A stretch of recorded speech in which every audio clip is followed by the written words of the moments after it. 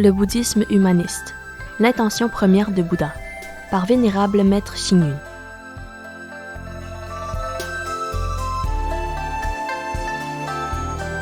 La passion pour le Dharma, les causes et conditions de la transmission du Dharma à travers le monde. En 1978, les vénérables Zhu Chuang et Yi Han se rendent à Los Angeles pour bâtir le temple Shilai. Là, elles trouvèrent d'abord une petite église désaffectée. Je me souviens qu'un jour, le vénérable Tien Han de l'Université de la Californie vint nous rendre visite avec 18 bhiksus Theravada.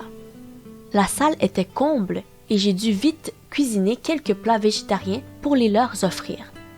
Toutefois, j'étais très heureux de voir l'arrivée de ces amis bouddhistes, surtout dans un pays étranger.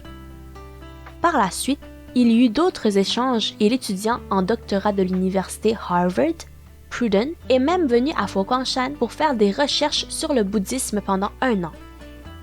En commençant par Shilai aux États-Unis, le bouddhisme humaniste s'est répandu en Occident et même à travers les 5 continents. Toutes ces affinités sont dues à l'aide de la diaspora chinoise et des gouvernements locaux. Par exemple, grâce au couple Chiang Ching-kai de Brésil qui a offert leur maison, le temple Tulai a vu le jour.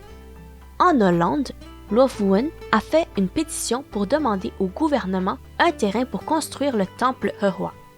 En Suisse, He Junwei a demandé l'autorisation de créer l'Ablia suisse pour 4000 adeptes bouddhistes.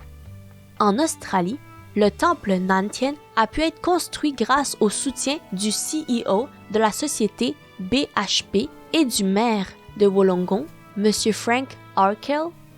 En Malaisie, le temple Dongjin reçoit plus d'1 million de visiteurs tous les ans à la fête du Nouvel An chinois et ceci n'aurait pu se réaliser sans le soutien des vénérables Zhumo, Jiming et Guangyu et des gouverneurs de Penang, Dr Ko Sukun et M. Ku Pokong. C'est grâce à l'enthousiasme et à la passion pour le Dharma de ces notables que le bouddhisme humaniste a obtenu les causes et conditions pour se répandre à travers le monde entier. En effet, la clé de la mondialisation du bouddhisme réside dans la formation des talents multilingues. Durant les décades passées, la vénérable Tsu-Hui, spécialiste en japonais et taïwanais, et la vénérable Miao Guang, spécialiste en anglais, ont continué à organiser des échanges académiques internationaux à l'Institut FGS du bouddhisme humaniste. Au Japon, les vénérables Manjun et Tsuyi contribuent à superviser les travaux de construction du temple Hosuichi au Gunma.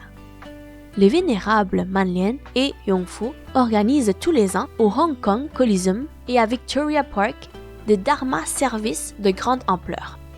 Au Brésil, les vénérables Chuechen, Miaoyuan et Chuechuan offrent aux enfants pauvres l'opportunité de faire des études. Aux Philippines, les vénérables Yongguang et Miaoting conduisirent la troupe artistique Opéra Siddhartha pour une tournée aux États-Unis, en Malaisie, à Singapour, à Hong Kong et en Chine continentale.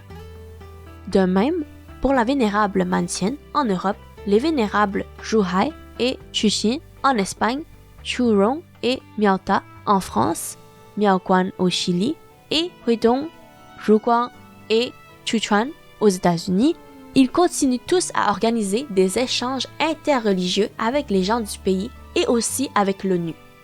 Actuellement, au temple Fo-Guang-Shan de Berlin, dirigé par la vénérable Miao Yi, les services religieux du matin et du soir, les préparations et les services des repas sont effectués par des ressortissants allemands. De même, au temple Zhongtian de Brisbane, les activités journalières sont assurées par quelques dizaines de bénévoles australiens et les services religieux du matin et du soir se font même en anglais. Ainsi, durant ces décades, la régionalisation du bouddhisme humaniste s'est déjà graduellement réalisée et continue à se développer.